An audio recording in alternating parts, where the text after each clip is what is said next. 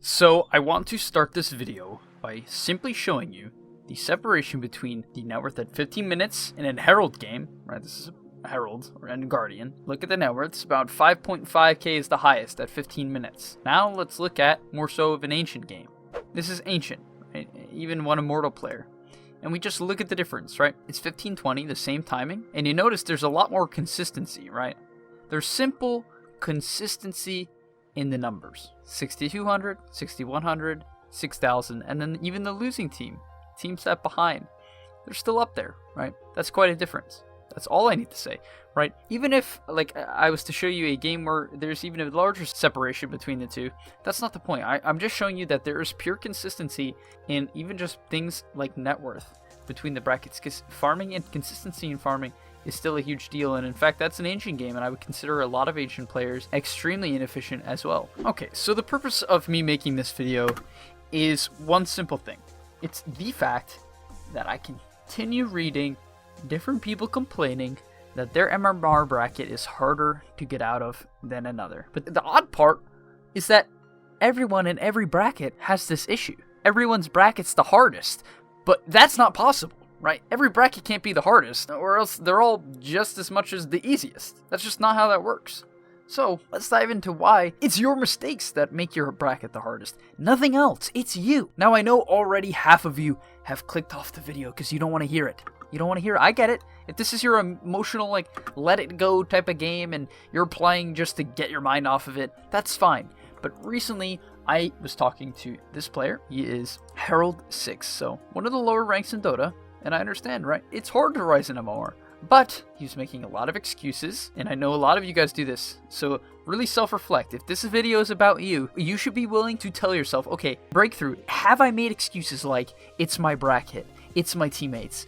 If that's yes, if the answer is yes, you need to self-reflect and really pay attention to this. Because first off, without me even having to say anything, his starting skill build is wrong. Like, the game hasn't even started yet, and there's already something wrong, right? Like, so if you complain about your teammates, but you can't even take the time to understand that Dual Breath is a much better level 1 spell than Liquid Fire by a large margin, regardless of mana cost, then at least you're on the right path, right? Because you're doing a little bit of reflection for yourself to understand what maybe I need to do in this game. Because right off the bat, also another thing, you have 2 clarities. You typically don't buy clarities as an offlane pause for support. Now, this is going to be a very harsh, critical, to the point video, right? I have no interest in beating around the bush with this. I'm going to, for the first 15 minutes, probably 15 to 20 minutes, just rip apart everything that this player does. Why? Because I need to show you guys that it is your mistakes that influence the game, right? If you cut out 90% of them, you would cut out thousands and thousands of micro mistakes, right? But I'm going to take out many more of the majority mistakes. So first off, you get first blood. Like, that's a joke first blood. Right then and there, with this amount of gold that I got, I should be confident that I can start or pressure hardcore at the laning stage. You notice also, why is this so bad? Like, why do you not want Liquid Fire level 1? First off, the stats are just awful. It does 60 damage compared to the 100 of Dual Breath.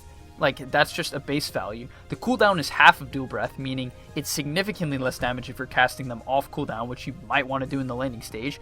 And you bought 2 clarities. 2 clarities you have no use for the majority of the laning stage. Neither do these clarities give you HP regen. Also, you eat this branch, but why? Like, why eat the branch? You just gave up a stat of trading when you were close enough to full HP. Like, they have very little kill threat on you. Why eat a branch? You don't need double the regen here. You're not a mid laner. There's trees all around you.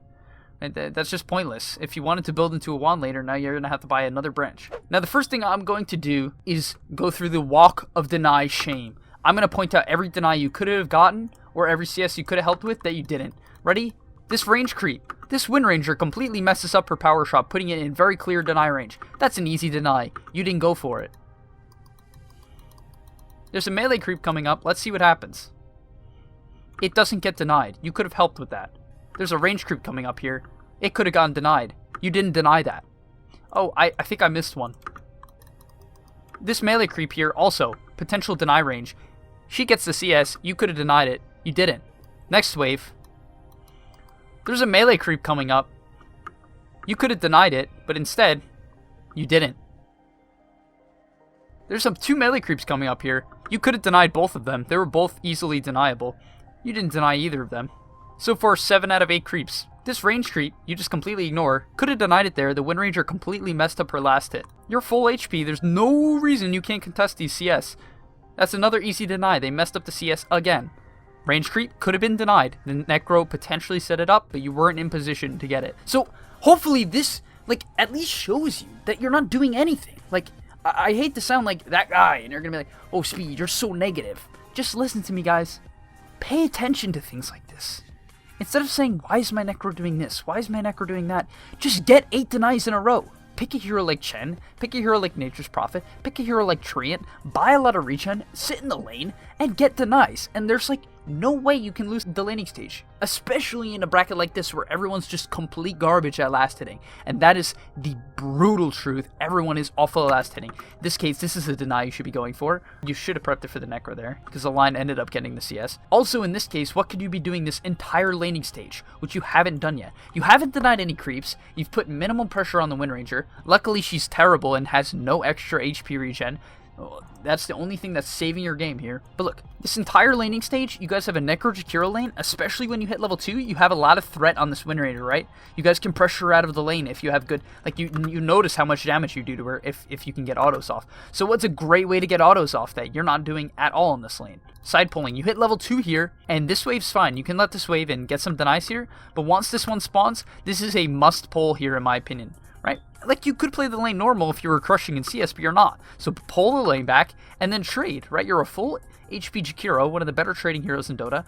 Pick up a stick, right? Buy a magic stick, side pull, and then you'll be extremely efficient at trading. In fact, you'd probably get a kill on the Wind Ranger. But instead, what can she do? Just last hit under tower. Not only that, you have 2 clarities here, you're taking no harass, and you're not popping one. What was the point of buying the clarities in that case? Once again, at level 3, right? My teammates lost me the game. Well, yeah, you couldn't even take the right spell at level 3. Now, I know at this point you're probably... Speed, you're a bully, alright? Yes, guys, I am a bully. I've been doing it my whole life, so hopefully you can understand. But let's look at the numbers, okay? I don't want to harp on this too much, but let's look at the numbers. Dew Breath goes from 20 burn damage to 40, meaning for only 5 more mana, meaning it doubles. That is a pure double. Not only that, the other stats go up by a little bit, but a double in damage. Liquid Fire goes from 12 to 16 damage. 12 to 16. I believe, if my math is correct, that's a 30% increase, around 33% increase. So you could have an 100% increase for 5 mana, or you could have a 33% increase. Like, which one would you take? And now you might argue, okay, but the cooldown goes down. Sure. But I would rather double damage on my Dual Breath any day of the week. If you're going to spend the mana, also, what is this? You just bought a Void Stone.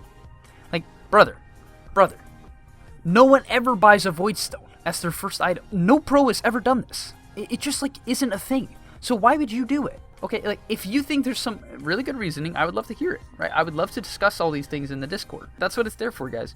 But you can't go ahead and start saying there's no reason and my MMR is hell when you're buying a Void Stone as your first item. Like, it gives you 1.75 mana regen.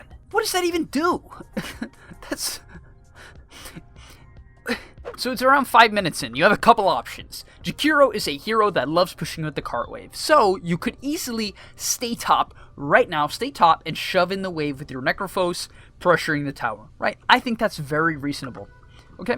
Or what you could do, which is extremely common to see in this bracket, is not TP mid with your Viper, your Chaos Knight, and your Drow, 3 heroes that I guess are cores. I can't really tell who's the support. It looks like you're solo supporting, which shouldn't matter in this bracket, frankly. It literally means nothing. What you could do is, I think you have 2 good options. You stay top, and you pressure in this tower with the car wave, which is fine. Or, you TP bottom, and take a double range creep wave, including defending bottom tower. But what do? You TP mid, and you split XP 4 ways. 4 ways! You're splitting XP 4 ways. For what? Why? You're not going to take the tower mid.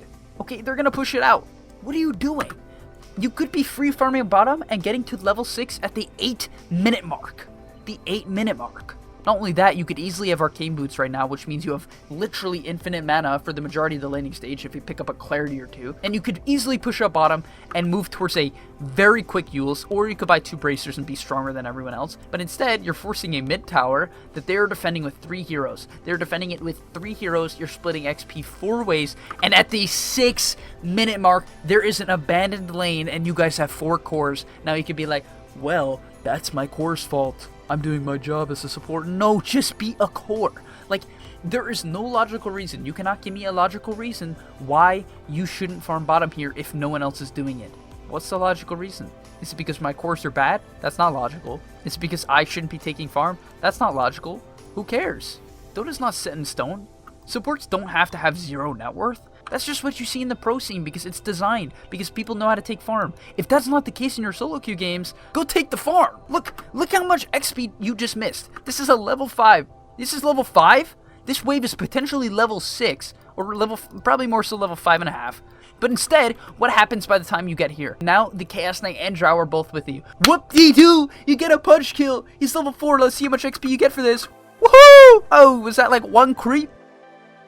You also got 173 gold, which is like a creep wave. I hope you can understand what I'm saying, right? Like, you just missed so much farm bottom. You could have pressured in top, but instead neither thing happened. You AFK'd mid and tried to pressure a mid tower that was getting defended by 3 heroes, including one of the best tower defenders in the game as Lich, because he puts that shield garbage, and Kunkka, another great tower defender, period. Don't try to tell me this is your teammate's fault. Like, come on, guys. So now, in this case, what I will recommend, this is not a flame to you, I think this build is totally fine. Typically, what you'll see on a lot of support Jakiros nowadays is 2 into Dual Breath, 1 into Liquid Fire, and then they start maxing in the Ice Path. That's very common. What I will recommend, as a side note, is that you max out your Dual Breath and your Liquid Fire, and you strictly split push. This is extremely effective, especially when no one else farms effectively. So this is a good Ice Path, but you're not casting your W, your Q. It took you way too long there. That Wind Ranger gave you a huge gap to get a free Q off, and better players that wouldn't work on, so nearly lost that opportunity. Got to be a little bit faster, that's all. And in this case, you're also carrying no TP. I know you TP'd up here. And once again, what do I need to point out here, guys? I'm going to let you see the pattern, okay? First off, look at this. How do you even I mean, I guess this is just low MR. There's no separation anyway, so you can't tell me that you can't carry supports when no one's trying to do it anyway. Basically what I'm saying is, so what I need you to look at here is what we just looked at before, okay? What happened 2 to 3 minutes ago that is happening again? Again, you were top, you have the option to either push or farm the open lane. First off, you TP top, so you don't even have the option to be bottom. But there is an open bottom wave. Do not tell me, like, guys, never try to tell me, never try to convince me that there isn't farm for you as a support. Do not tell me that. It is the biggest garbage I've ever heard. I swear, people say their core is jungle all the time, and then they also say that there's no lane to farm. That doesn't make any sense. Now you're top with 3 heroes. You can either continue defending top, which is a fine option because you're a Jakiro, right? You're very good at pushing out the lane. Or you could farm bottom and have another bunch of creeps. You could have 40 CS right now, no joke. Okay, maybe 40 is high. You could have like 30, okay? You could have 30 CS by strictly farming bottom. And there would be nothing wrong with that. It would take nothing away from your cores because they're not taking the farm anyway. Necrophos is roaming, so it's not like he's doing anything useful. Drow and Viper are both mid. What are they doing? Nothing useful. Okay? Like, you have 3 heroes mid, so this is fine. You stay top, this is fine, right? Jakiro's good at this. This is a fine play. I'm cool with this. You nuke the wave, fantastic. This is all good. Chaos Knight's going bottom, so that's totally cool. And you did a good job farming this tower. Now here in this case, you're going to stay back, not bad. This is solid. Good play on your part. 100%, this is a really solid play. Now your Drow gets caught out, nothing you can do about that. Really nothing to worry about. Alright, you're wasting Ice Path. This is a defensive ability and 90 mana, and you just spent 90 mana for no reason at all.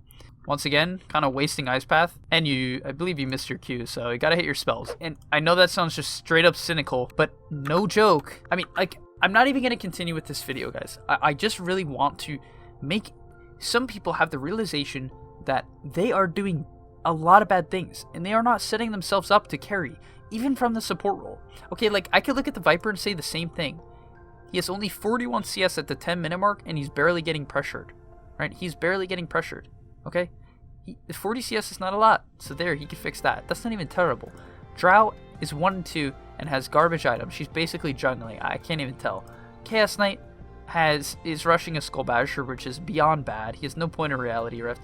So like, there's all these people I would be willing to bet would complain about their teammates as well. The Necrophobes bought mana boots. Mana boots are atrocious, like atrocious. You don't need mana boots. You have a spell that gives you mana. You want survivability. You have no magic wand, but you have mana boots.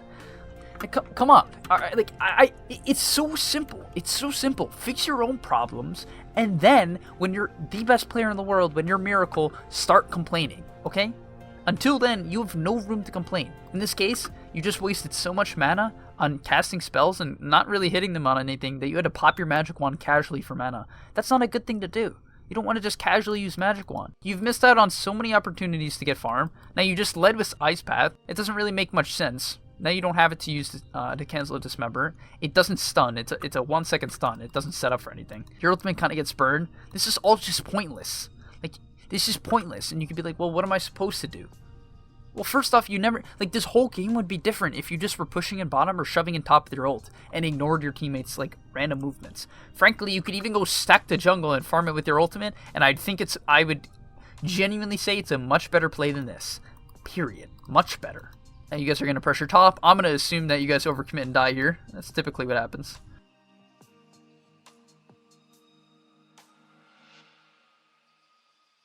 We're gonna wrap up the video there, guys. I mean, I just really, like, don't look at this and be like, okay, I'm awful, there's no way I can get better. I admit it, alright, I'm bad. It's not me trying to take you down. It's me trying to open your eyes and really have you reflect on yourself. Mute everyone in the game. If you can't do that, just at least self-reflect and be like, okay, I did this, and this wrong.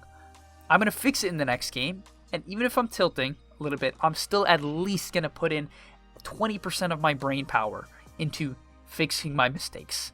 Get on the right path, stop making excuses, and get better at Dota. Thanks for watching. Hopefully you enjoyed. If you did, please do like and subscribe and comment down below what you think about this video. I know this is a little bit different. This is me just kind of ranting and pointing out a lot of key mistakes that you'll see in your bracket, and hopefully this helps you guys out. Hey guys, before I leave you, I just want to remind you that over at gameleap.com, you can check out guides just like this one, made by top tier pros. It will help you gain MMR faster, it will help you learn the game much more in depth, and overall, just increase the experience of your Dota gameplay as you will crush your opponents simply by knowing more than them.